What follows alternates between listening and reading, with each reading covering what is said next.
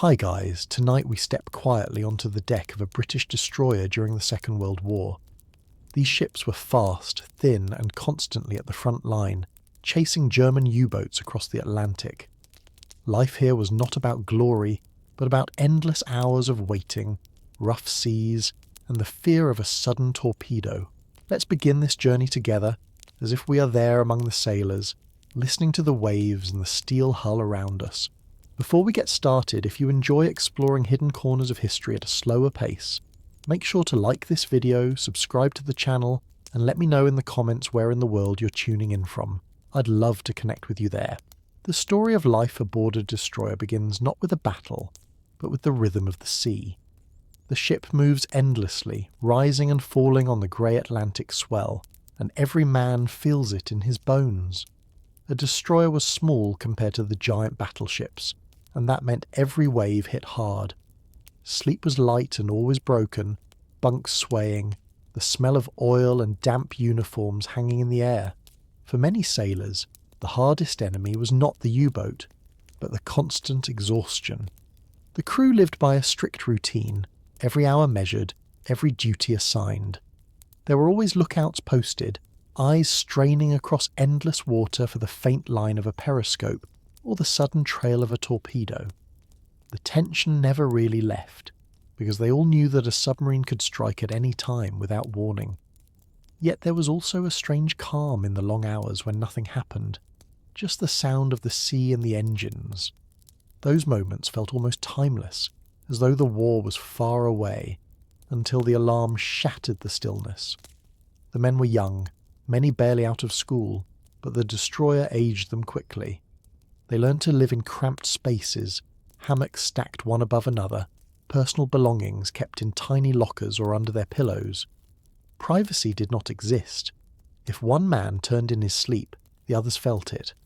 Meals were eaten in shifts, the galley always working, but the food plain and repetitive.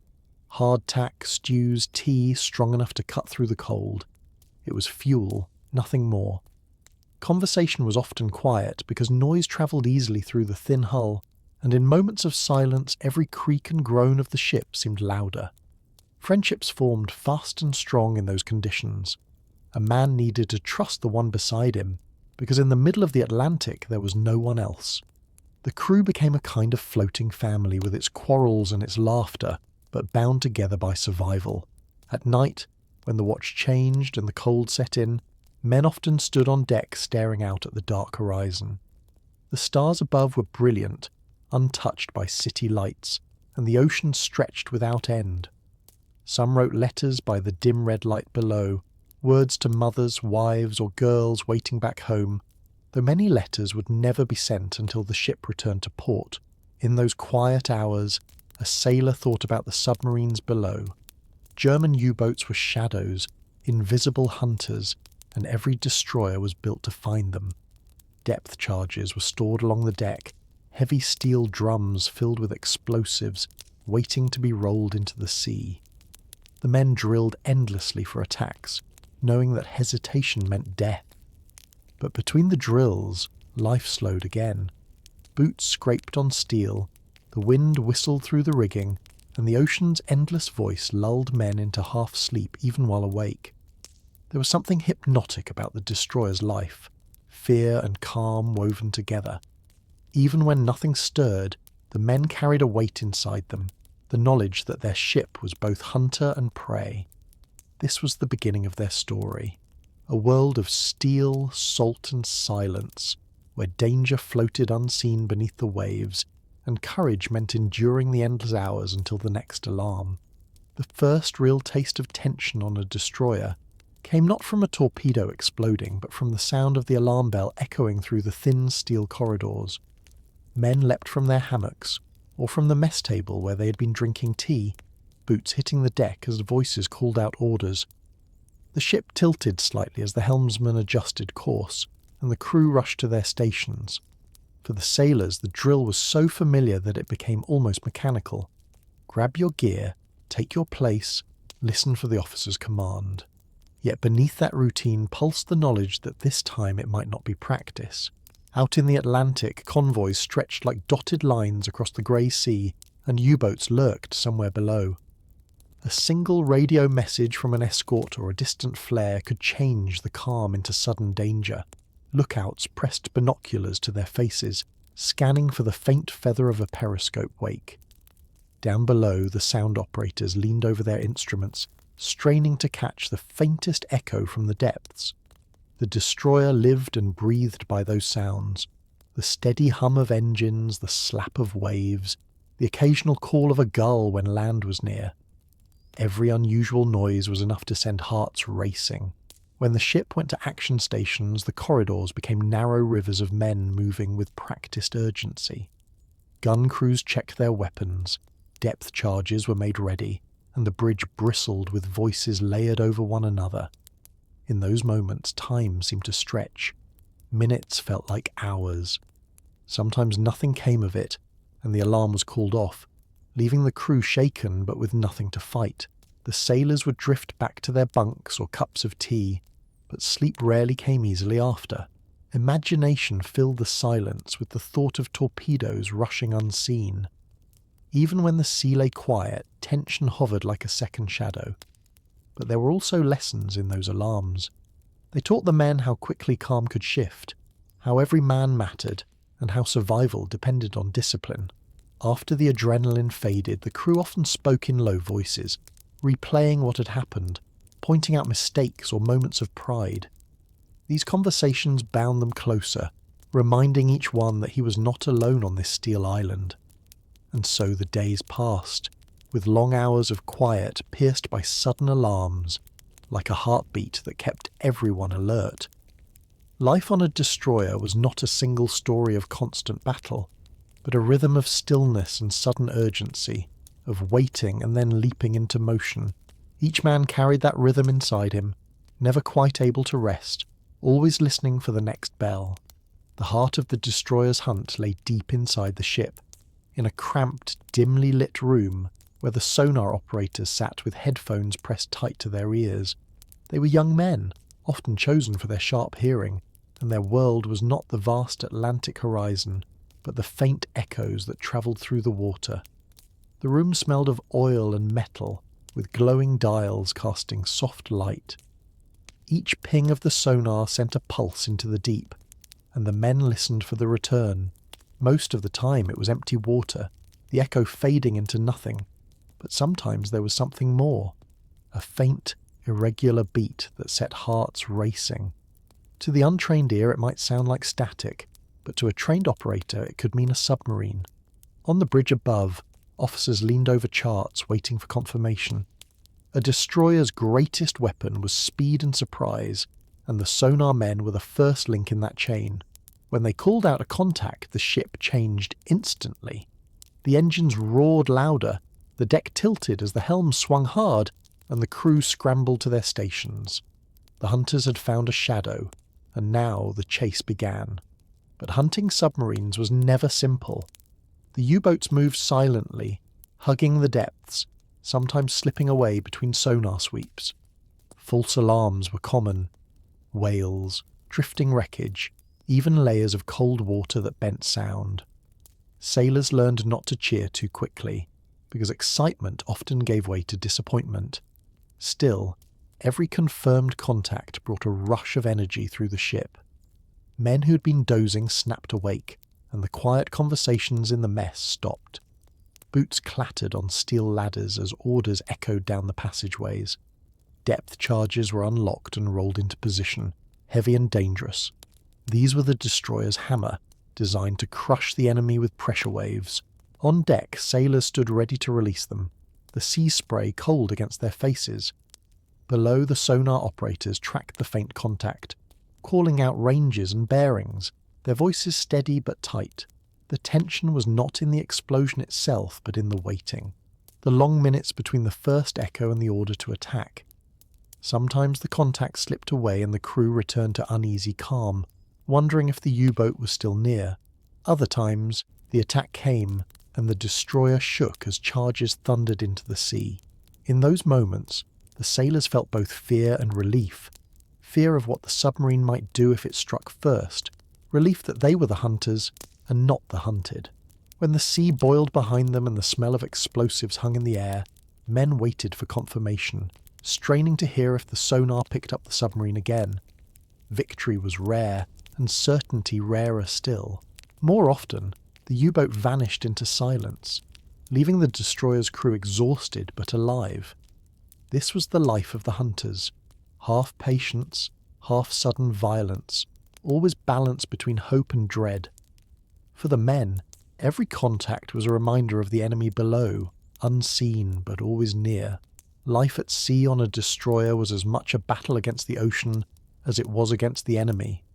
The ship was narrow and fast, designed for speed and agility, not for comfort. That meant the waves always had the upper hand. In heavy weather, the destroyer pitched and rolled so violently that even seasoned sailors clung to handrails, moving through corridors like men walking on shifting ground. Plates slid from tables, mugs clattered, and hammocks swung wildly, often tossing men awake in the middle of the night. For new crew members, seasickness was the first enemy, striking hard in the early days until bodies adjusted, or never did. The smell of oil, sweat, and damp uniforms only made it worse, and yet the work never stopped. Orders still needed to be carried out, lookouts still stood watch, and meals were still prepared no matter how rough the sea. Sleep was perhaps the greatest luxury. Hammocks or bunks were crowded into compartments below, stacked in tiers with barely enough space to turn. The constant vibration of the engine shook the very air, a low thrum that pressed into bones. Rest came in broken fragments, 2 hours here, 3 hours there, before the next watch. Men learned to fall asleep instantly and wake at a shout, their bodies trained by routine. The cold was another constant. The North Atlantic bit through every layer of clothing, the wind-cutting faces raw, salt-stinging eyes. Hands grew numb on steel rails, boots stayed wet for days, and laundry was nearly impossible. Dampness crept into everything. A sailor might go weeks without feeling truly dry, his uniform stiff with salt. The galley tried to keep spirits up with hot tea and stews, but food was plain and repetitive. Still, a steaming mug passed along a watch station meant comfort more than flavour, a small reminder that someone cared. Beneath all this hardship ran the pulse of discipline. Routine was survival. Every man knew his place, his task, and the consequences of failing. Even when waves towered and decks flooded with icy water, stations had to be manned. Drills came without warning, and no excuse was accepted from a sailor who faltered. Yet camaraderie grew strongest in these conditions. When one man slipped on a soaked deck, another's hand was there. When someone shivered through the long night, a mate might quietly share a blanket or a cigarette. Laughter sometimes rose from the mess despite exhaustion, jokes passing between men who knew that humour kept despair at bay. The hardships of the sea did not fade with time, but they became part of the rhythm, endured together. What marked the destroyer's crew was not the absence of struggle, but the endurance of it. Night after night, wave after wave. The men learned to live in that fragile balance, where exhaustion, cold, and fear pressed down constantly, yet duty kept them moving forward. The long night watches were some of the most testing moments for sailors on a destroyer. Darkness at sea is not like darkness on land. Out on the Atlantic, far from towns or harbours, it was absolute, broken only by faint lamps shielded on deck, and the pale glow of instruments inside. The stars were brilliant when the skies were clear, but most nights the horizon blended into the sea, black against black, leaving the crew with the unsettling sense of floating in endless nothing. During these hours the men on watch stood silently, their eyes straining for the faintest sign of danger. A periscope wakened moonlight, a shadow moving where no wave should be, the flicker of light from a distant convoy ship. It all could mean life or death.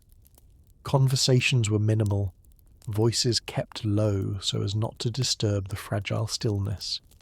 Instead, each man had his own thoughts for company.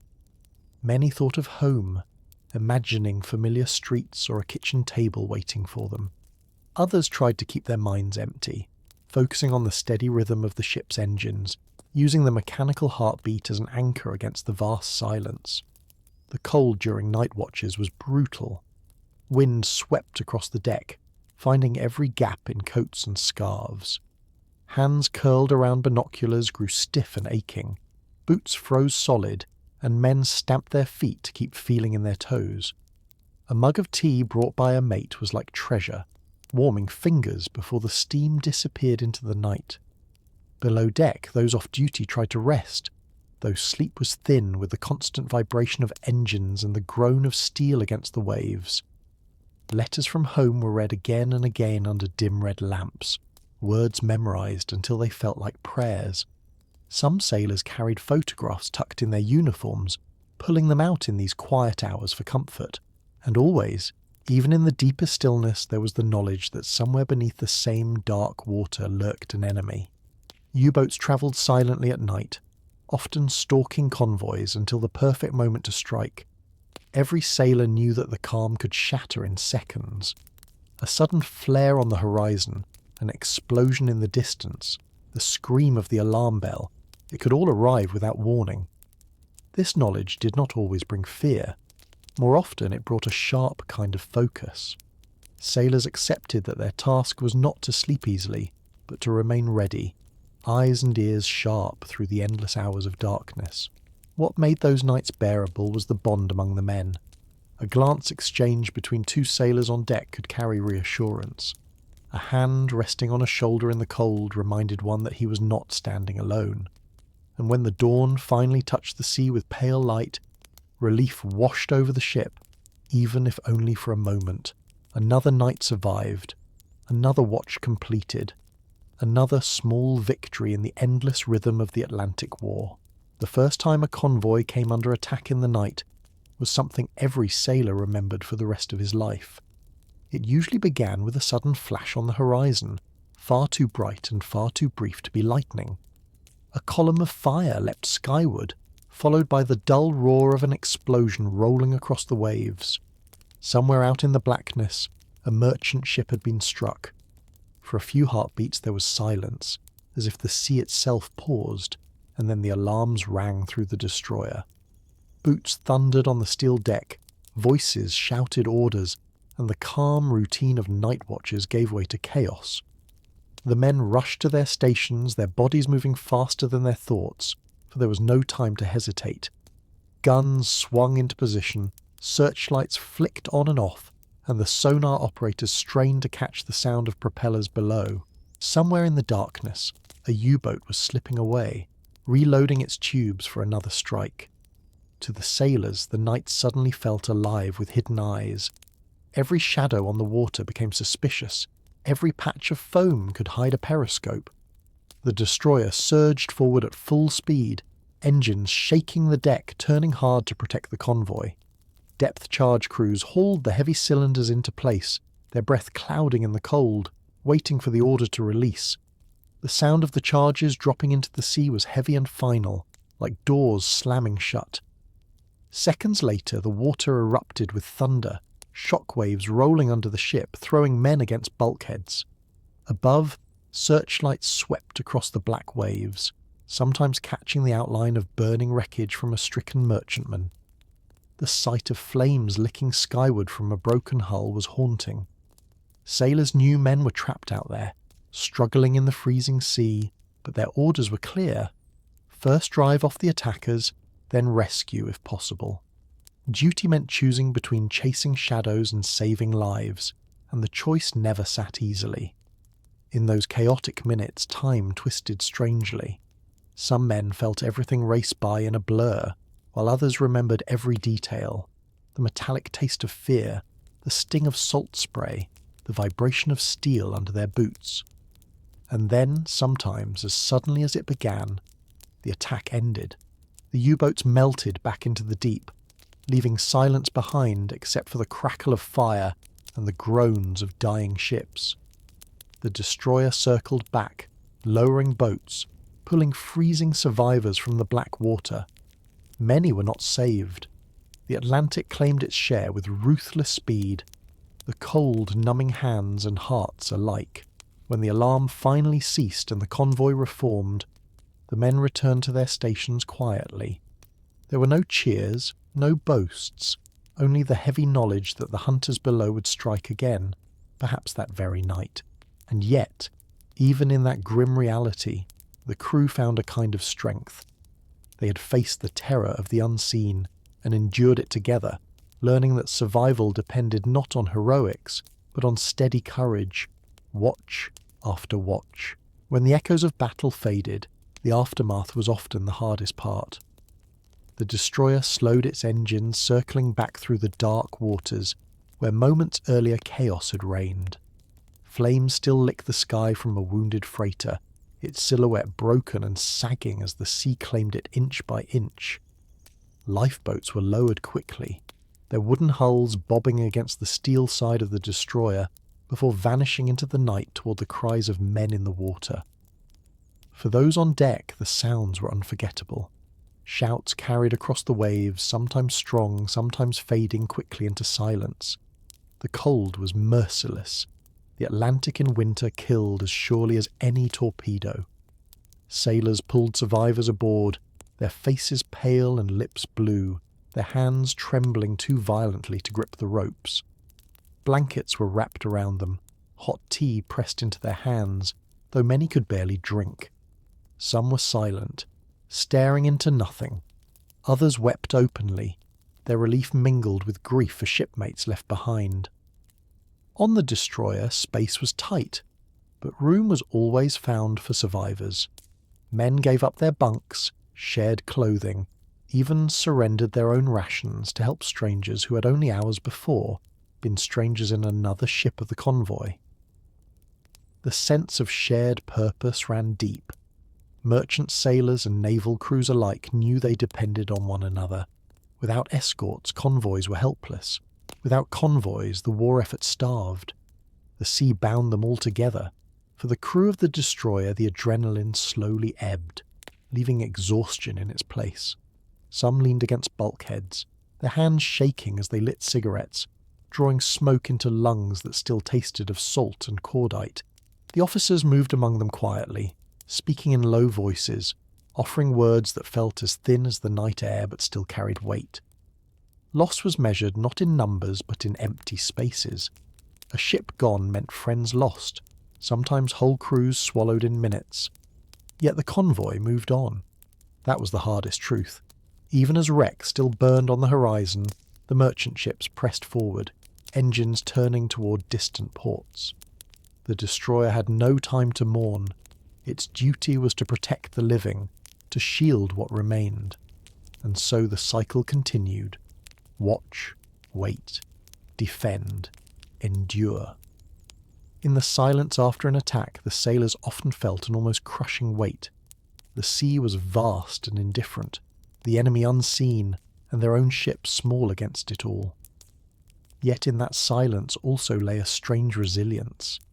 They had faced the worst the night could bring and were still afloat, still standing watch, still together.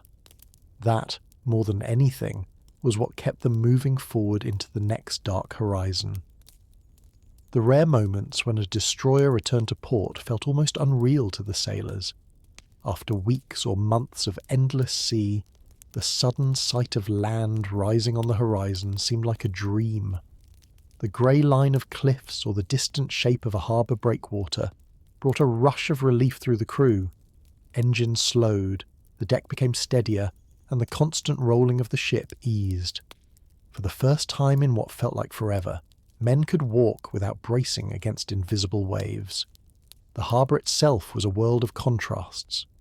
On the quayside there was noise, colour, and the smell of earth and wood smoke, scents long forgotten after the salt and oil of the Atlantic. Civilians moved about their daily routines, shops displayed goods, and laughter drifted from taverns. For the sailors, it was like stepping into another reality. Some went straight for the post office, eager to send letters or collect the long-awaited words from home. Others sought hot meals, fresh bread or fruit, luxuries impossible at sea. A few simply wanted to sleep in a real bed that did not sway beneath them.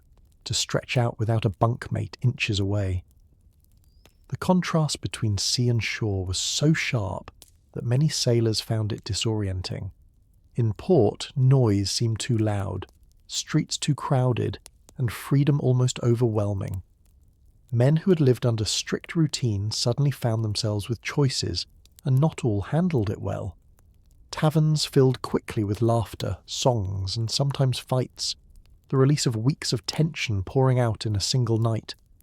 Yet alongside the joy was a quiet knowledge. Leave in port was always short. Repairs had to be made, supplies loaded, and the ship readied for sea once more. Sailors often returned to their destroyer with mixed feelings, thankful for a taste of normal life, but uneasy knowing how soon it would be gone. On board, new crew sometimes joined, replacing men lost or transferred. These changes carried their own weight, as empty hammocks were filled by strangers. The bonds of the crew had to form again, each man adjusting to the rhythm of life at sea. And when the order came to sail, the harbour slipped away as quickly as it had appeared, left behind in a wake of foam.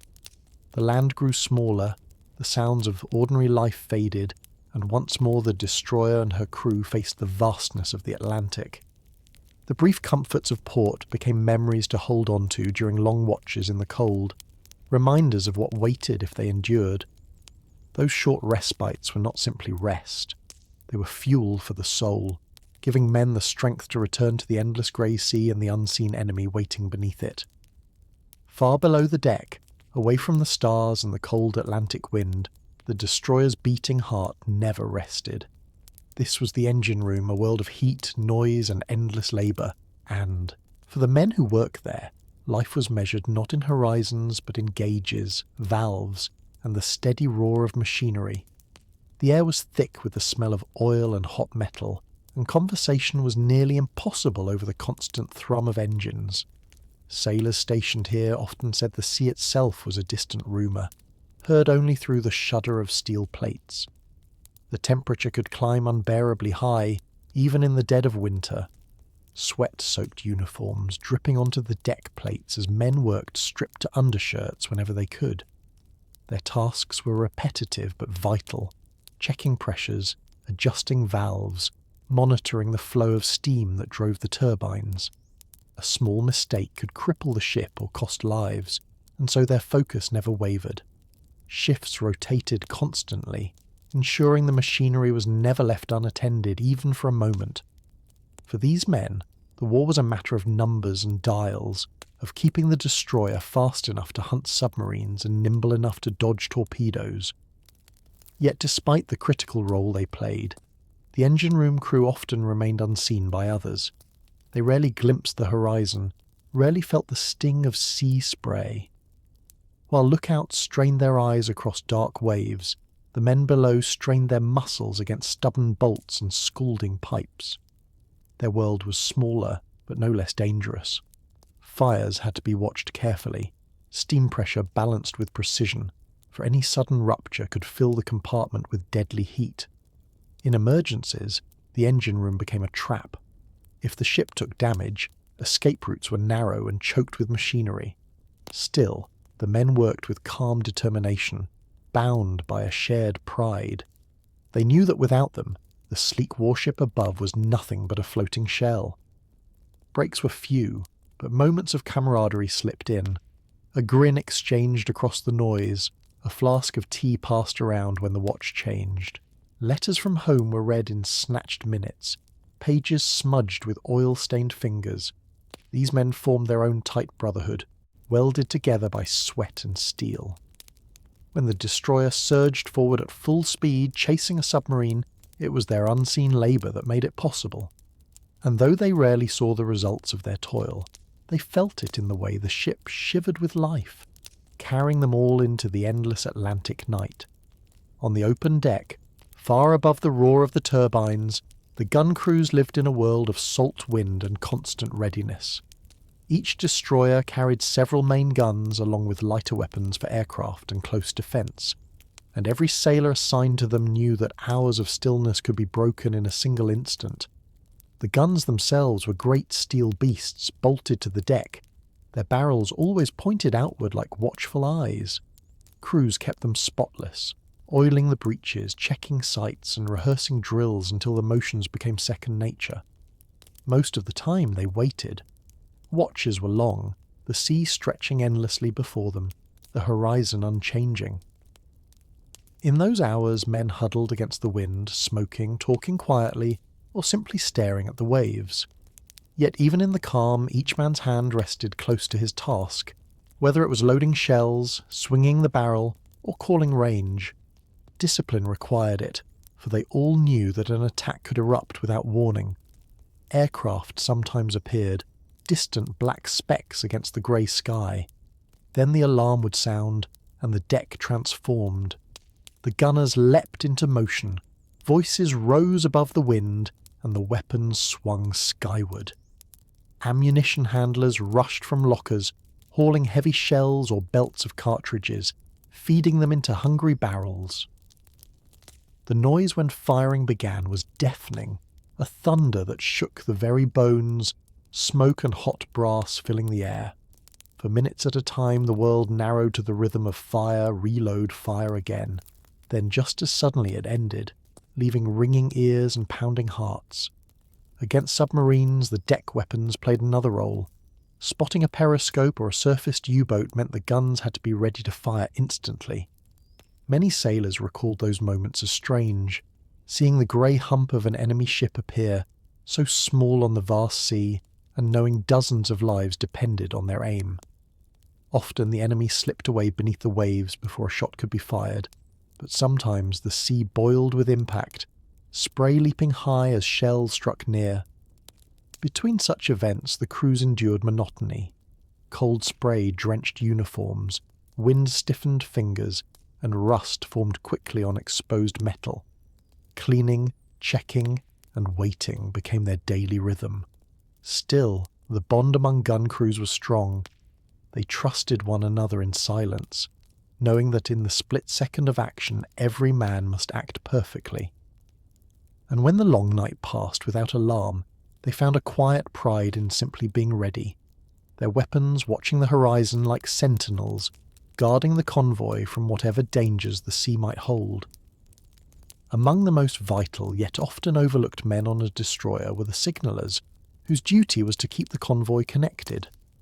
Out in the Atlantic, where hundreds of miles of water separated ships, communication could mean the difference between safety and disaster. These sailors worked with flags, lamps, and radios, each tool suited for different moments. During the day, colourful signal flags snapped in the wind, strung high on halyards. Each pattern of stripes or squares carried precise meaning, from simple course changes to urgent warnings. The crews of nearby ships scanned constantly, watching for sudden bursts of colour that told them what to do.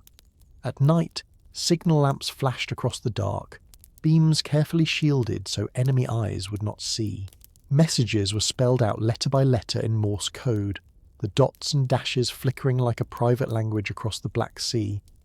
On the bridge, radio operators bent over their sets, headphones pressed close, the air crackling with faint voices and static. Long strings of numbers and codes filled logbooks, to be decoded by officers before orders were passed along. For these men, patience and precision were everything. A single mistake could confuse an entire convoy, scattering ships or exposing them to attack. Signallers often worked in silence, their concentration absolute, the weight of responsibility heavy on their shoulders. Their compartment was cramped, warm with the hum of equipment, yet their eyes often drifted to the horizon as they searched for light signals from escorts or merchantmen.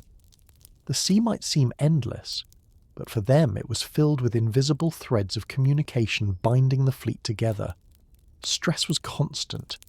Radio silence was often ordered to prevent U-boats from tracking signals, leaving only lamps and flags as lifelines. In fog or storm, visibility shrank to nothing, and signallers strained to glimpse shapes through mist, terrified of collisions as ships closed ranks blindly. Every flicker of light, every wavering flag carried a sense of urgency. Yet in quiet hours, when the convoy steamed steadily under calm skies, The work could feel almost ceremonial. Flags bright against the blue sky, lamps winking across the dusk. It seemed a reminder that even in war, men sought order and connection. Among the crew, the signallers were respected for their calm under pressure. They rarely fired a weapon or manned a gun, yet without them the destroyer's speed and strength meant little. Their craft was subtle but essential, weaving together dozens of ships into a single unit, guiding them safely through the vast and hostile ocean. Every destroyer carried at least one medical officer, sometimes just a surgeon's mate, whose small sick bay became the lifeline of the crew. It was a cramped space tucked deep within the ship, no larger than a pantry, lined with narrow bunks and shelves filled with bandages, bottles and instruments. There was no luxury here, only what could be carried aboard and kept steady against the endless motion of the sea. For the ship's doctor, the challenge was constant. Seasickness struck new crewmen first, leaving them pale and weakened until their bodies adjusted to the rolling deck. Cuts, burns and bruises were daily occurrences.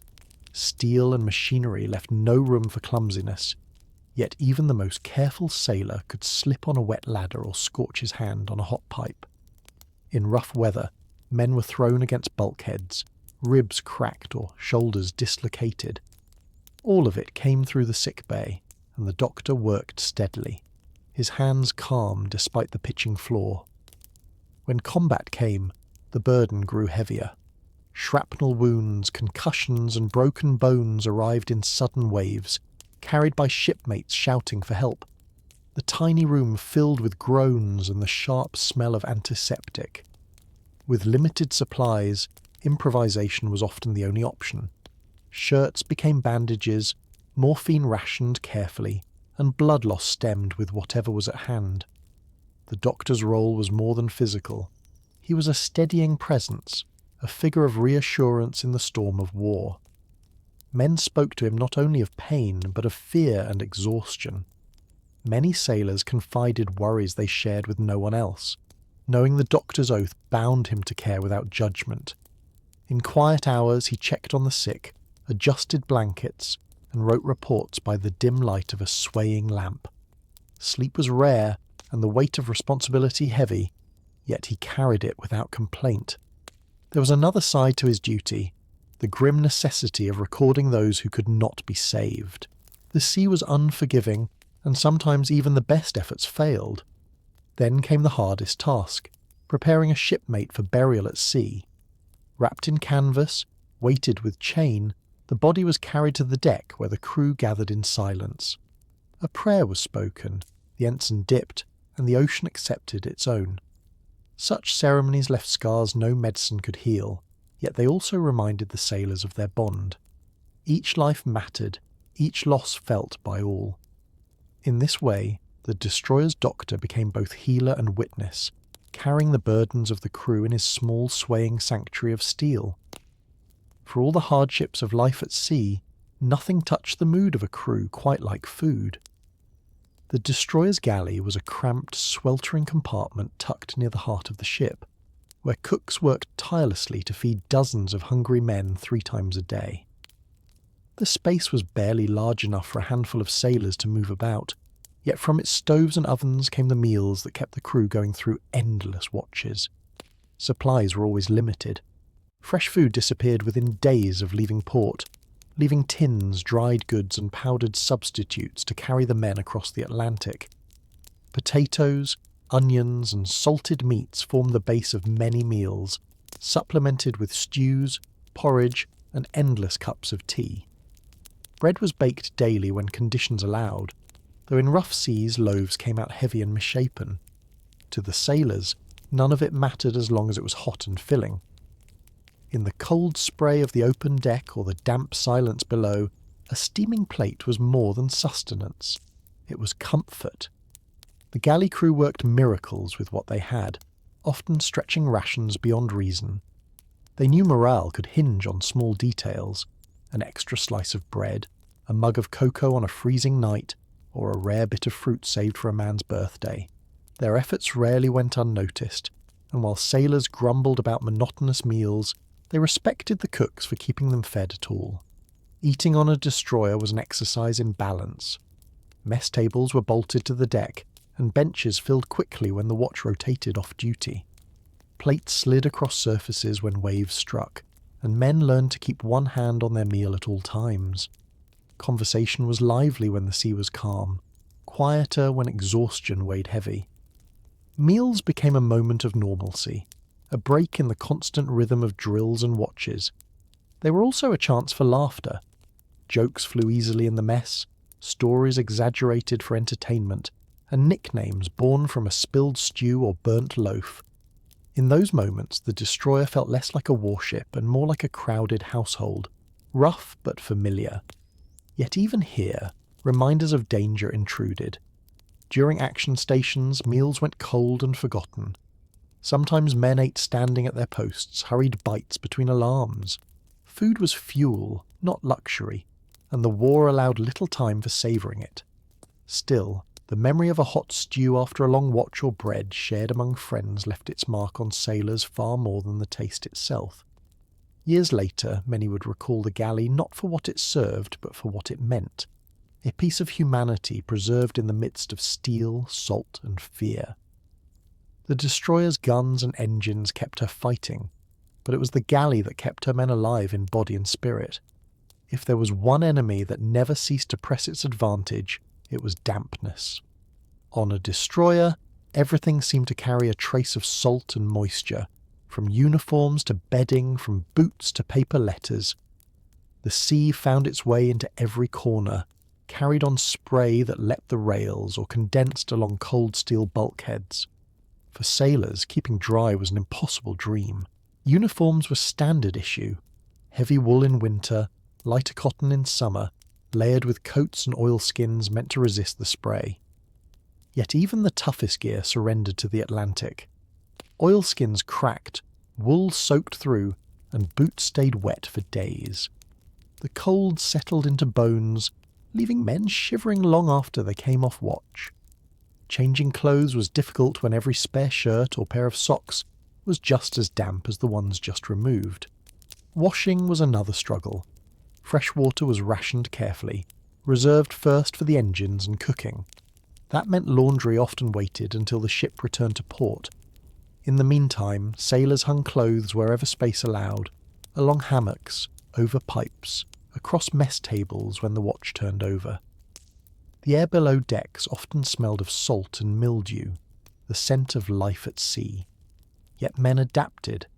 They learned tricks from one another, heating metal plates to dry socks faster, wrapping scarves inside coats to hold in warmth, or sleeping with spare clothes against their bodies to keep them from becoming clammy. The small victories mattered. A pair of dry socks could lift a man's mood for a whole watch, and sailors often traded favours to get them. Gloves, scarves, and hats passed from hand to hand, shared freely when one shipmate had more than another. Camaraderie showed in such details, the quiet kindness of men enduring the same hardships together. The hammocks and bedding were no better. Blankets grew heavy with damp, smelling faintly of salt, and men wrapped themselves tightly to squeeze out what warmth they could. Sleep was shallow, interrupted not just by alarms but by the chill that seeped through fabric. Still, exhaustion was stronger than discomfort, and sailors learned to doze even in soaked uniforms.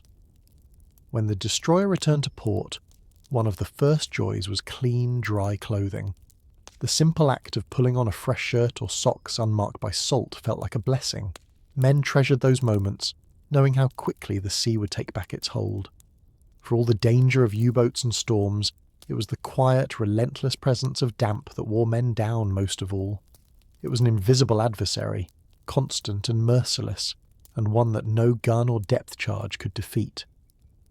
Life aboard a destroyer was not only shaped by the sea or the enemy, but also by the men themselves. With more than 100 sailors crammed into a steel shell, friendships and conflicts grew quickly. Privacy did not exist, and every mood, habit, or flaw became part of the shared experience.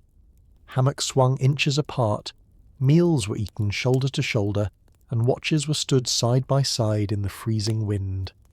Under such conditions, bonds of friendship often formed faster than they ever would on land.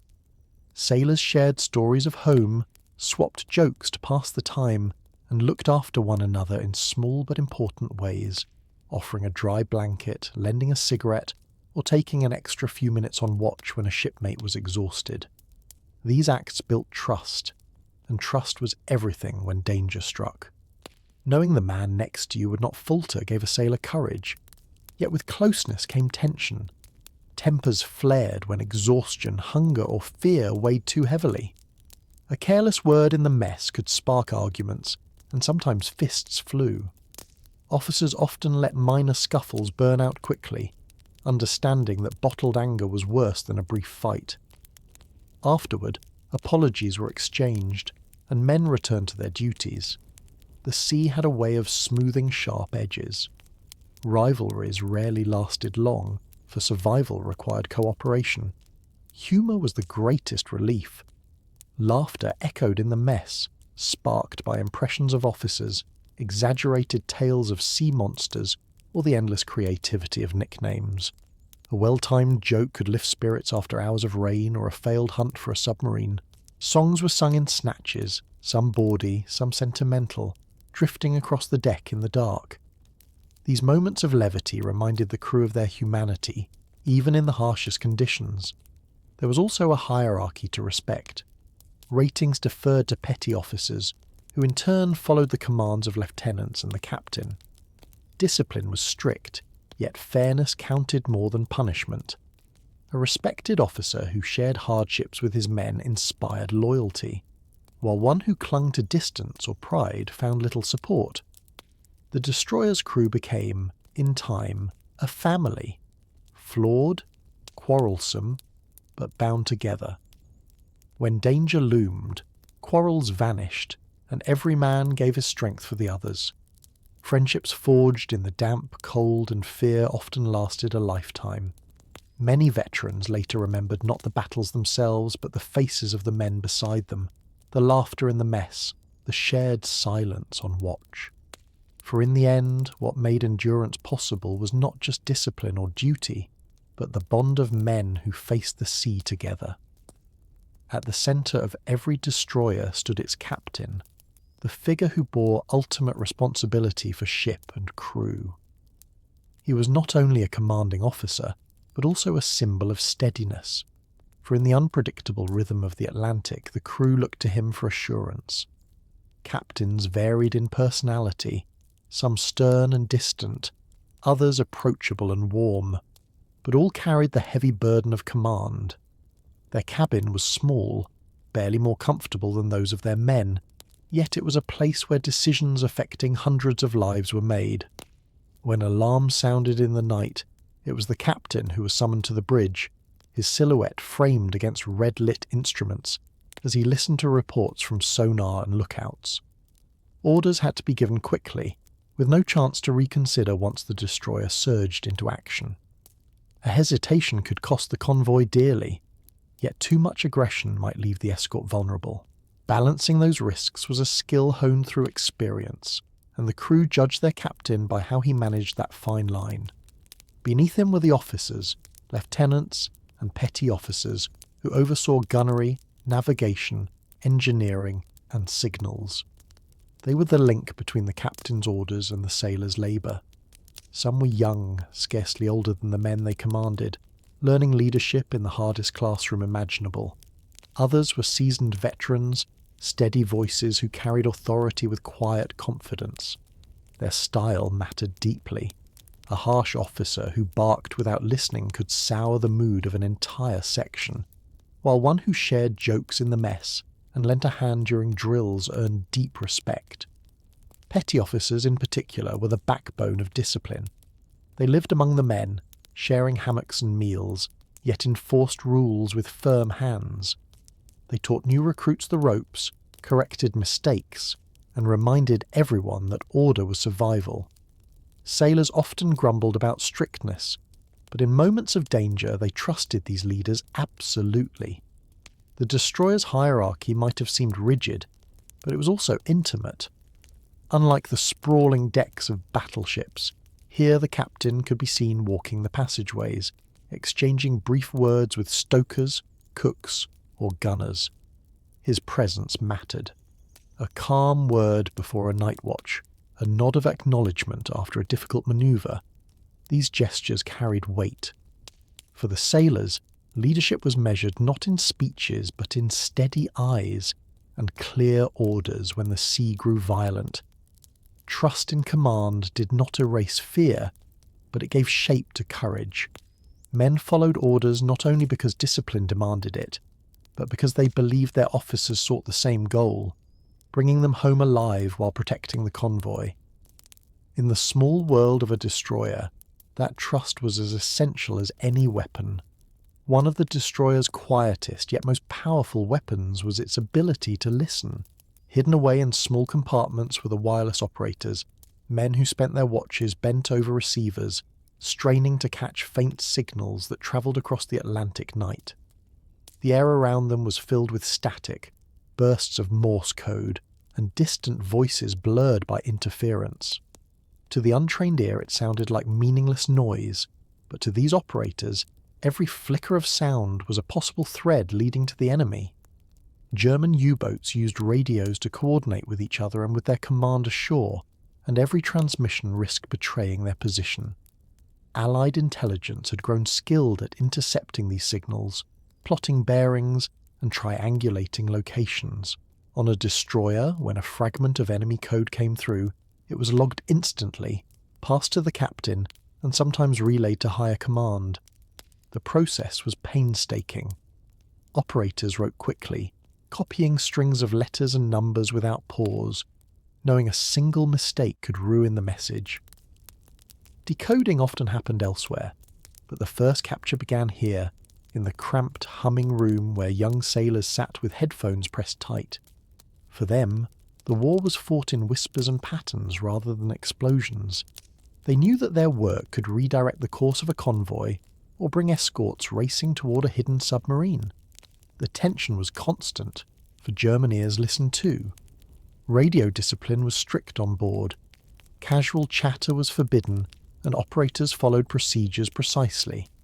A slip of the hand, an unshielded transmission, could alert U-boats to the destroyer's presence. Silence itself became a weapon, frustrating the enemy while preserving the safety of the fleet. There were moments of triumph, small and unseen. An intercepted signal might confirm the presence of a wolf pack ahead, giving the convoy time to alter course. At other times, a hurried burst of German Morse betrayed a submarine just before it struck, allowing the destroyer to rush into the hunt. Few sailors outside the wireless room ever knew the details, but the crew respected the men who worked there. They were the ears of the ship catching whispers across an ocean. Yet their burden was heavy too. Long hours hunched in the dim glow of lamps, nerves stretched taut by the effort of listening, could wear a man down. They rarely saw the results of their labour firsthand, but when depth charges thundered into the sea or a convoy veered away from danger, they felt a quiet pride. In the endless chess match of the Atlantic, the destroyer's strength lay not only in guns and speed, but also in these hidden listeners who turned static into survival. The North Atlantic was as fierce an enemy as any submarine. Storms rolled across its endless surface with a power that dwarfed even the strongest ships.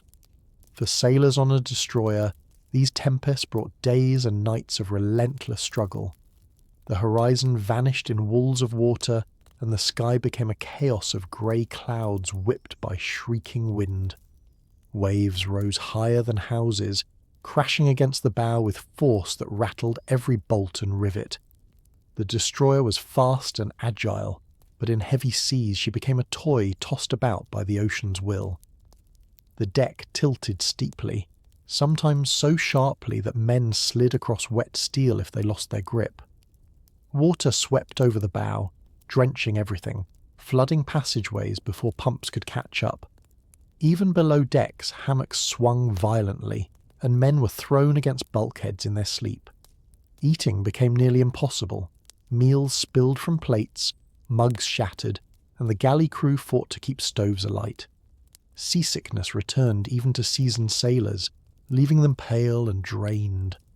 The constant roar of the storm was deafening, drowning out voices and filling the air with salt spray that stung eyes and skin. On watch, men clung to rails with frozen hands, scanning horizons blurred by rain and foam. Fear of submarines lessened in such weather, for U-boats struggled as much as surface ships, but collisions within the convoy became a new threat. Ships lost sight of one another, their running lights swallowed by darkness and spray. Orders crackled over radios, signal lamps flickered through curtains of water, and still the risk of crashing into a merchant vessel loomed with every wave. The strain on the destroyer's structure was immense. Hull plates groaned, rivets popped, and leaks sprang in seams. Below, engineers worked endlessly to keep pumps running and engines steady.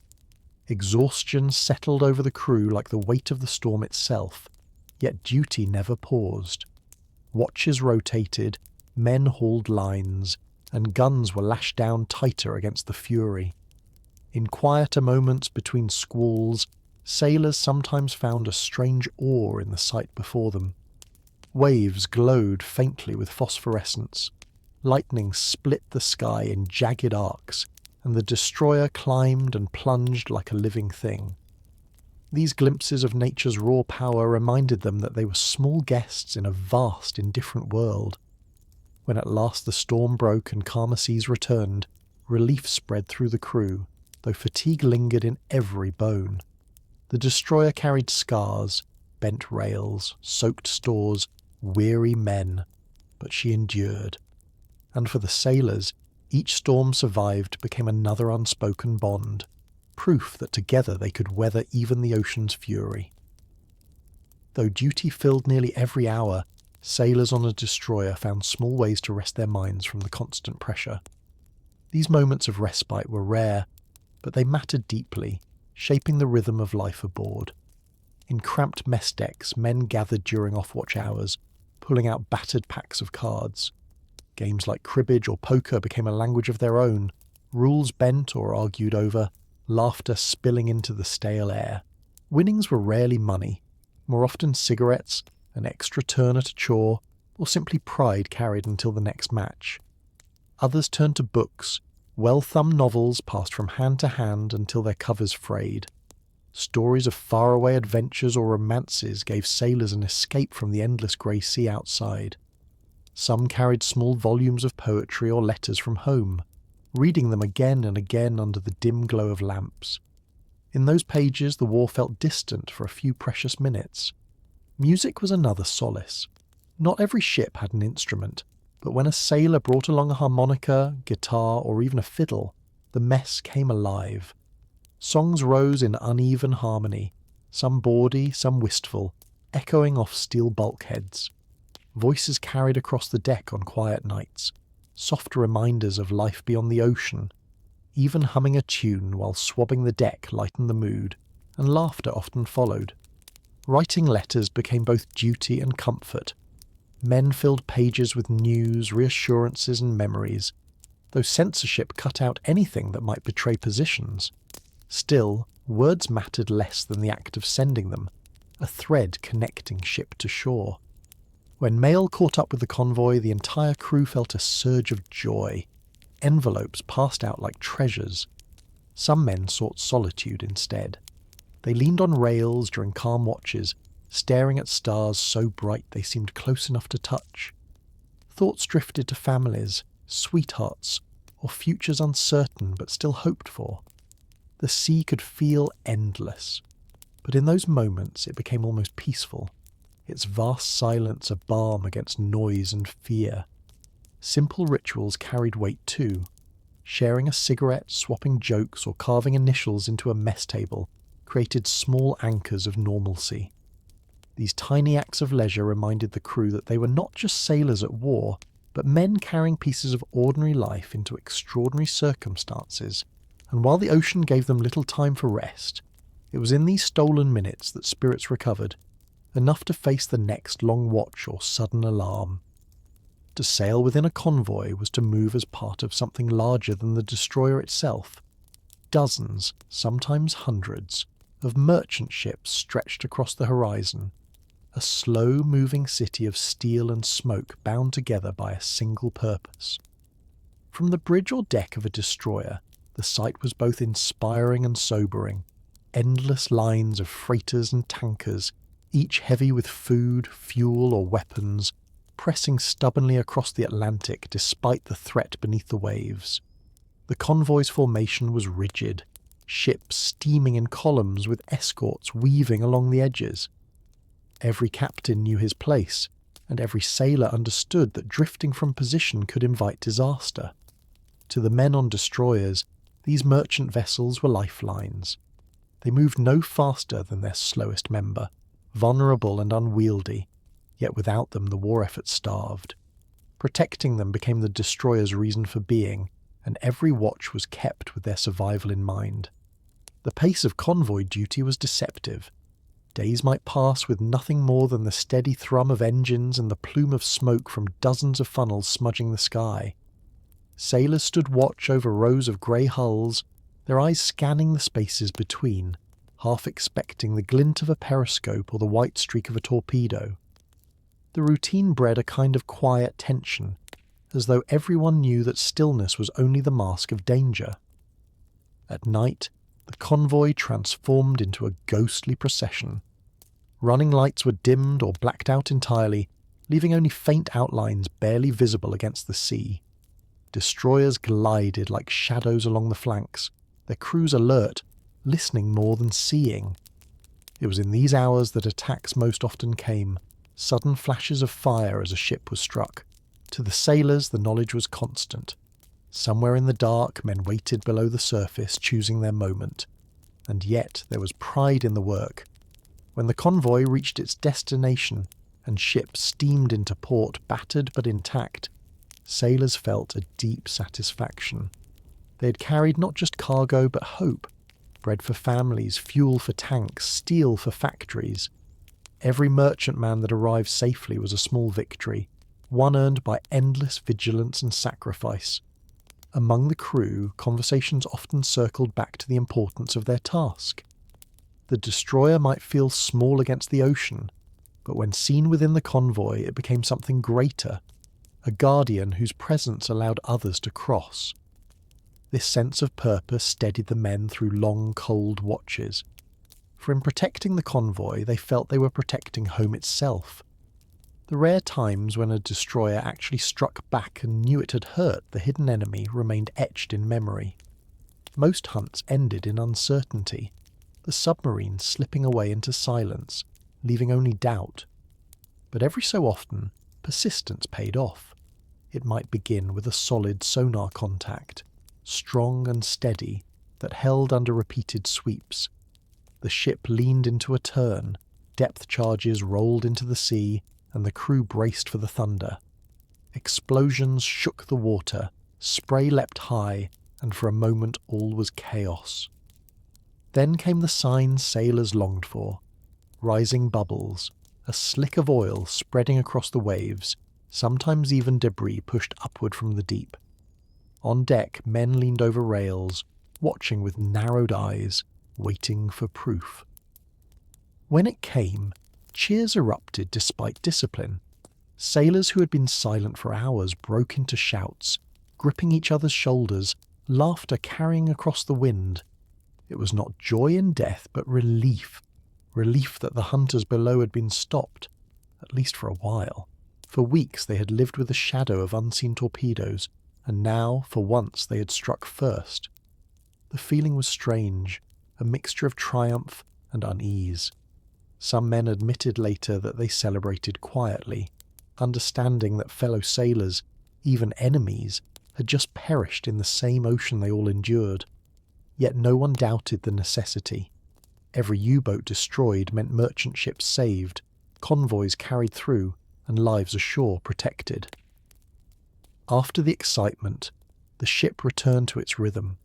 Officers marked the location, logged the attack, and the crew resumed their duties. The sea soon closed over the spot as if nothing had happened, leaving only memory. But that memory mattered. It gave the men confidence that their endless drills and sleepless nights had purpose. Rumours of the kill spread through the convoy, lifting spirits beyond the destroyer itself. Sailors on merchantmen looked with renewed gratitude at their escorts, knowing those slim grey ships stood between them and the abyss. On board, the talk lasted for days, retold in mess decks with each man adding his detail of what he saw. Even years later, veterans spoke of those moments with the same clarity. The sound of the charges, the smell of smoke, the sight of oil rising. It was a glimpse of victory in a war where most battles ended in shadows. And though the Atlantic remained vast and merciless, for a little while the sailors felt they had turned the tide, proving that courage and vigilance could strike even the silent hunters of the deep. For every success at sea, there were many more hunts that ended in silence. These were the moments that weighed most heavily on the crew. A contact would be called over the intercom, and the destroyer would surge forward, men at their stations, hearts beating fast. Depth charges rolled into the waves, explosions thundered beneath the hull, and for a few tense minutes everyone believed they were on the verge of victory. Yet just as often, the echoes faded, the sonar grew quiet, and the sea returned to its endless rhythm. No oil slick, no debris, only uncertainty. Sailors called it losing the shadow. The frustration was bitter. Hours might be spent circling, running patterns, listening intently for a trace of movement. The sonar men strained until their ears rang, convinced they heard faint beats that slipped away just as quickly. Above deck, gunners scanned the surface until their eyes blurred, searching for a glimpse of a periscope. When nothing came, exhaustion settled over the ship like a heavy blanket. The men knew the submarine was still out there, alive and waiting, perhaps stalking another ship even as they searched. The helplessness gnawed at them. Some sailors muttered about wasted effort. Others grew quiet, keeping their doubts to themselves. The captain gave calm orders, but even he carried the burden of uncertainty. Had the U-boat been destroyed unseen? Had it escaped entirely? Or was it simply biding its time beneath their keel? Such questions lingered long after the attack ended. Back in the mess decks, the talk turned over and over. Sailors replayed every detail, wondering if they had missed something. A delayed explosion, a swirl of water overlooked. The tension rarely dissolved, leaving nerves stretched taut through the next watch. Sleep came poorly, interrupted by dreams of torpedoes streaking from the deep. Yet even in failure, there was learning. Officers adjusted tactics, sonar crews refined their listening, and men grew more disciplined in their drills. Each lost contact reminded them of the stakes, sharpening their focus for the next time. In a way, the silence itself became another enemy, an invisible weight pressing on their minds, harder to fight than the U-boat's torpedoes. Still, the destroyer pressed on. Convoys could not stop, and neither could their escorts. The sailors learned to live with uncertainty, to accept that not every battle had a clear end. Their resilience came not from constant victory, but from enduring failure and returning to the hunt again, watch after watch, across the endless Atlantic. More than torpedoes or storms, it was the quiet weight of fear that tested sailors on long voyages. The constant strain of never knowing when danger might strike wore men down slowly, like salt eating through steel. Each day blended into the next. Grey waves, endless watches, drills repeated until movements became instinct. Yet beneath that routine lay tension, coiled tight in every heart. Sailors rarely spoke of it directly, but it showed in restless eyes, in the way hands trembled lighting cigarettes, in the quick tempers that sometimes flared over small things. Sleep, when it came, was shallow. Dreams often replayed alarms, explosions, or the imagined rush of water flooding compartments. Many men woke with a start, convinced they had heard the bell, only to find the mess deck quiet and their shipmates still dozing. Exhaustion piled on exhaustion, making every task feel heavier. Letters from home were a double-edged comfort. The words of wives, sweethearts and parents brought warmth, but also a reminder of all that was at risk. Some sailors carried those letters folded in pockets, worn soft from being read dozens of times. Others tucked them away, unable to face the ache they stirred. Cigarettes, tea, and humour became medicine of a sort. A shared joke, however simple, could chase the tension for a moment. A mug of tea passed during watch carried more comfort than words. Even the ritual of scrubbing decks or polishing brass offered a strange relief, giving restless hands something to do when minds threatened to drift into worry. Officers, too, understood the importance of morale.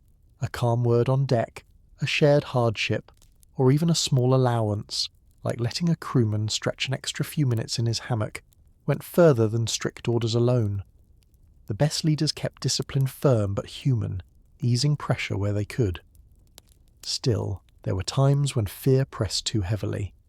Some sailors grew withdrawn, speaking little, staring out at the horizon as if searching for answers. Others busied themselves endlessly, unable to sit still. The ship became a mirror of these moods, sometimes tense and quiet, sometimes lively with forced cheer. Yet always the men carried on. They discovered that courage was not the absence of fear, but the decision to keep moving despite it. Each dawn that broke without attack, each night survived, became its own small victory. In the end, the destroyer's greatest strength was not her weapons or speed, but the resilience of the men who learned to master their own doubts while guarding the vast, uncertain sea. Rescue at sea was among the hardest duties a destroyer's crew could face. When a torpedo struck a merchantman, men were thrown into the freezing Atlantic with only minutes before the cold robbed them of strength. The destroyer's engines roared as she turned toward the wreck, her crew already preparing ropes, nets, and scrambling ladders. On deck, sailors braced themselves against icy spray, scanning the black water for heads, life jackets, or bits of wreckage where survivors clung. The cries were unforgettable, shouts carried on the wind, sometimes frantic, sometimes fading into silence. Each minute mattered. Boats were lowered when seas allowed, crews rowing desperately toward clusters of men struggling in the waves. More often, the destroyer herself edged close, sailors leaning far over rails with boat hooks or ropes.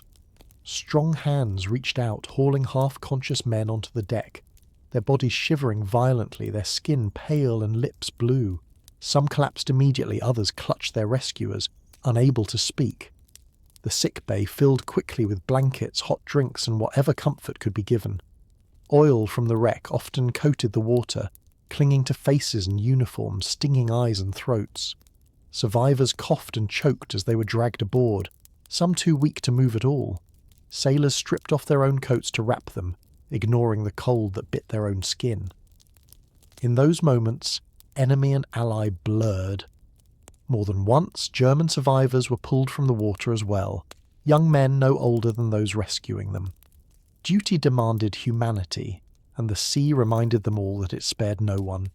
Yet rescue carried its own grief. Not every man could be saved. For each life hauled aboard, others slipped beneath the waves unseen, claimed swiftly by the cold. Sailors felt the weight of those they could not reach, even as they worked tirelessly to save the living. Silence often followed the operation, the laughter and talk of daily life subdued by the memory of faces disappearing in the dark. Still, there was pride too. To pull another man from death, to give him a chance to see home again, was a victory greater than sinking any submarine.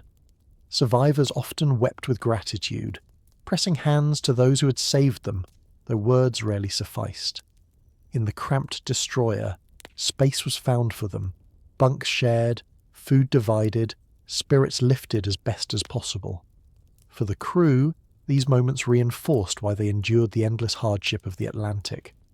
They were not fighting only shadows below the waves, but protecting lives, preserving hope, and reminding themselves that even in war, compassion had its place.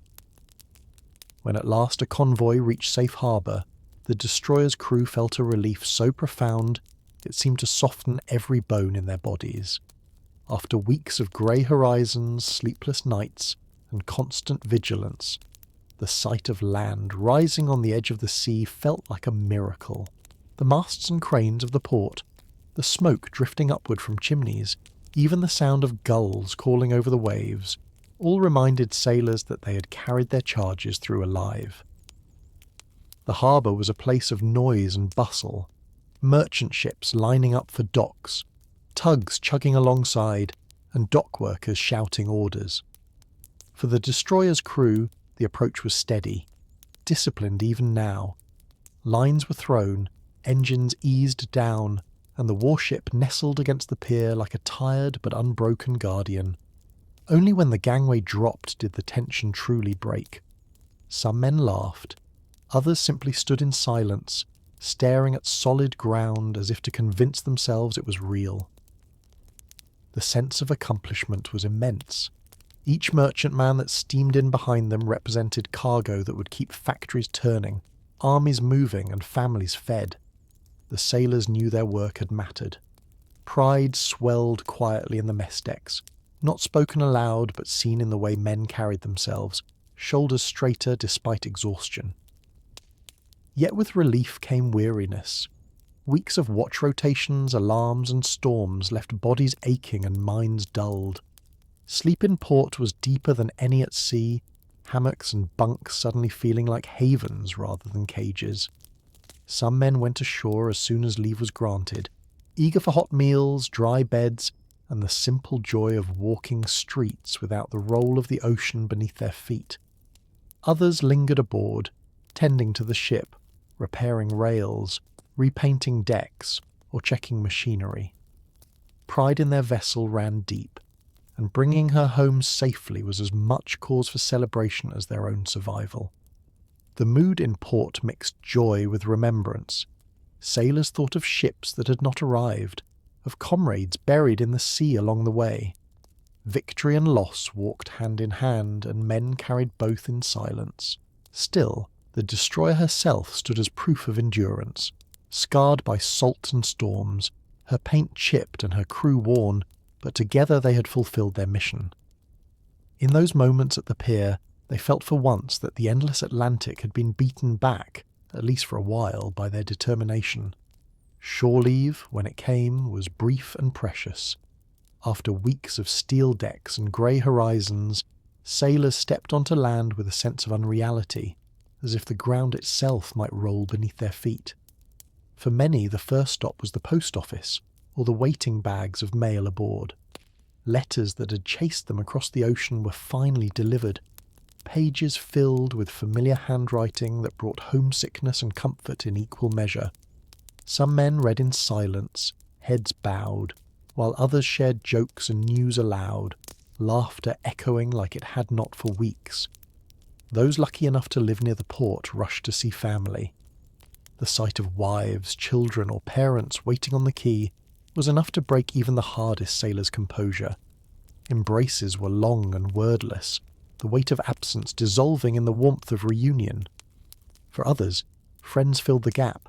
Nights spent in taverns where the sound of music, clinking glasses and laughter was overwhelming after the silence of the sea. Food was a joy in itself.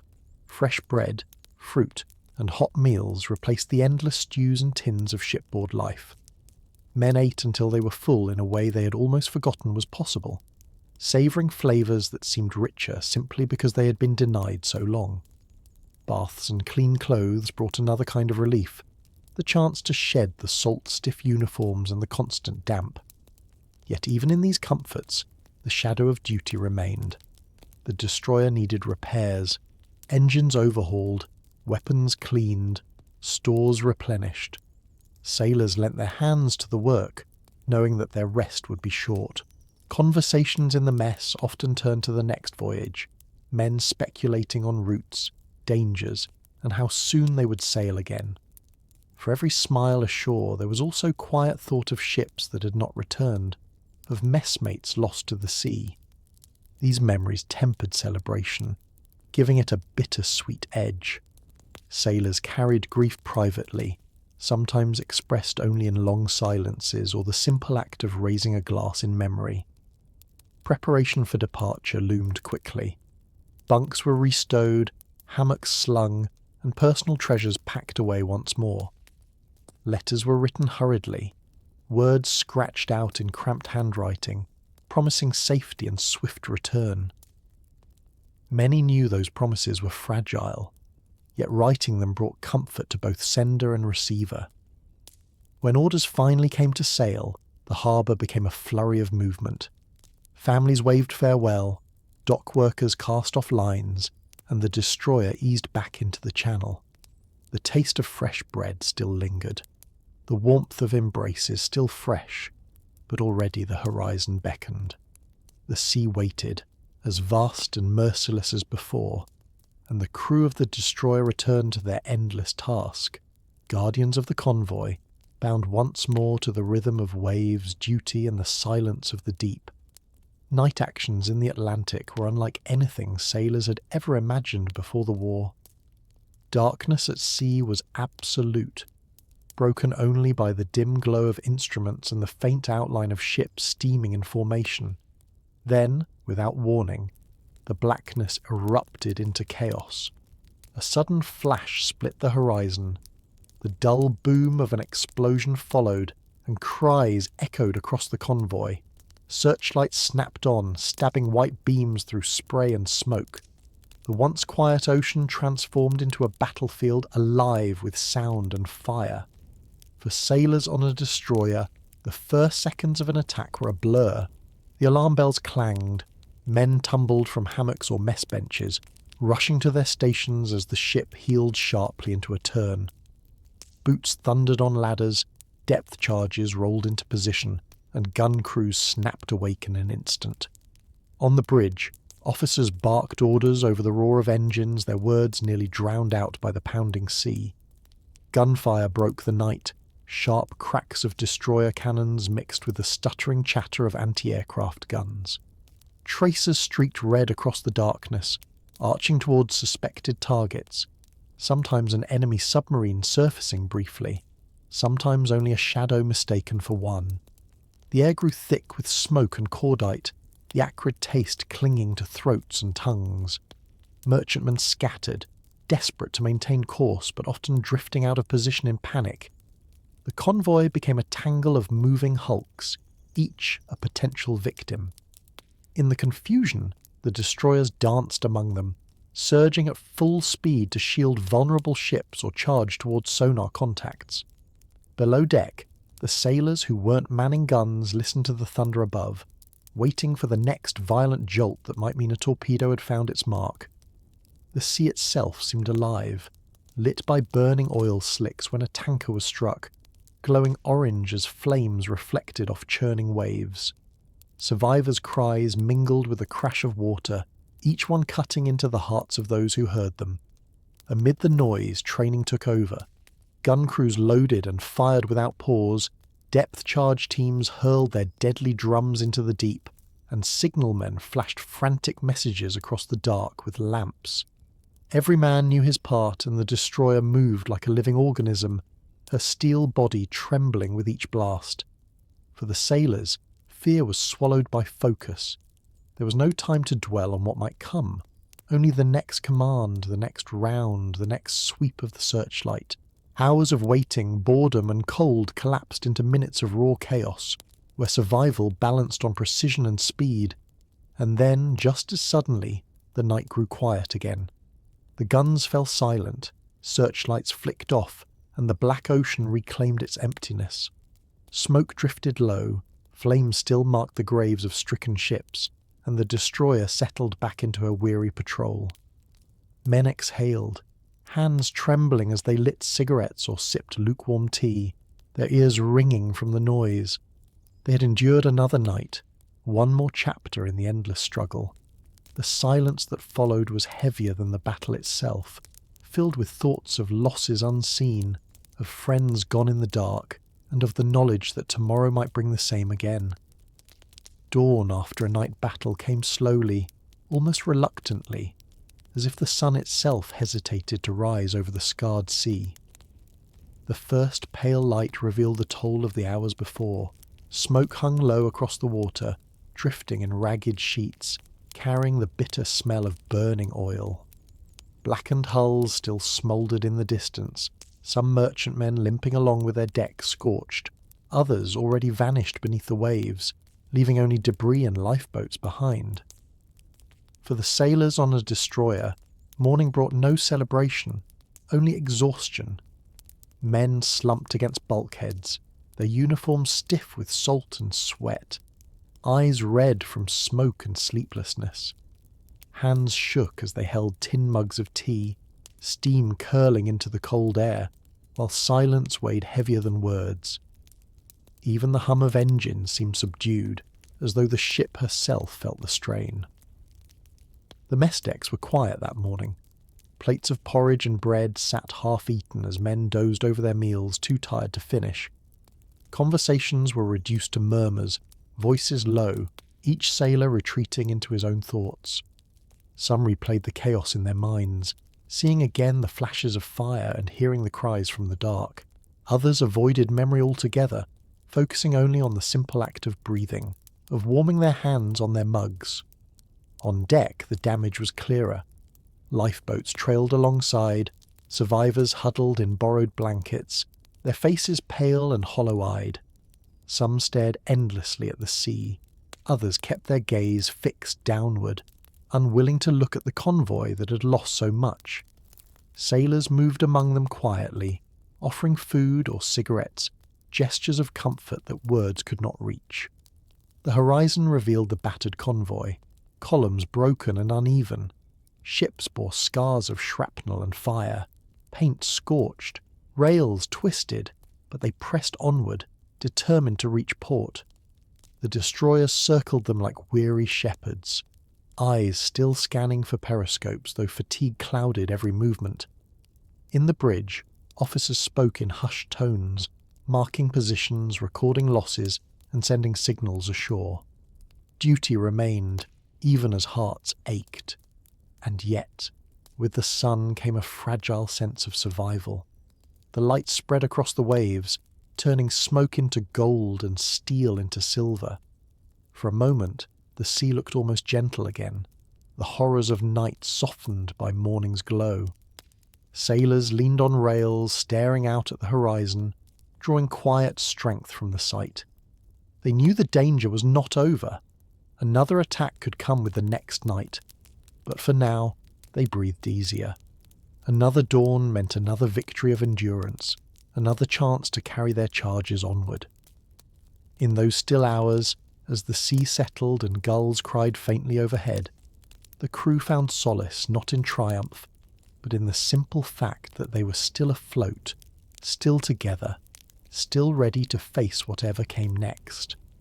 In the days following a night of battle, the convoy settled into a weary rhythm of recovery. The destroyer carried on with her duties, weaving along the flanks, but every movement seemed slower, more deliberate, as though the ship herself shared the fatigue of her crew. Men moved stiffly through the narrow passageways, their eyes heavy, yet each task still performed with the discipline born of routine. Sleep was taken in short bursts whenever possible, hammocks cradling exhausted bodies despite the ever-present thrum of engines. Repairs began almost immediately. The crew worked with tools in hand, patching twisted railings, replacing shattered glass, hammering dents from bulkheads.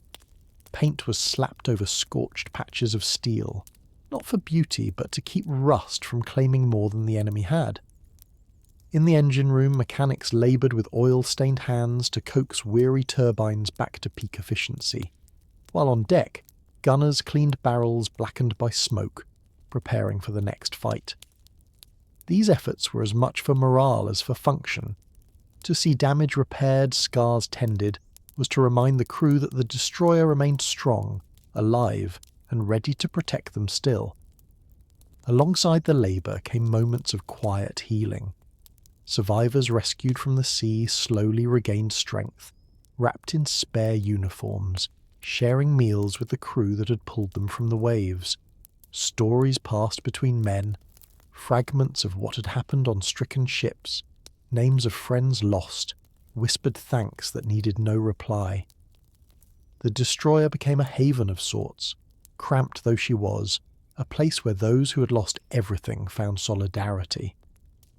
For the sailors themselves, recovery was less visible.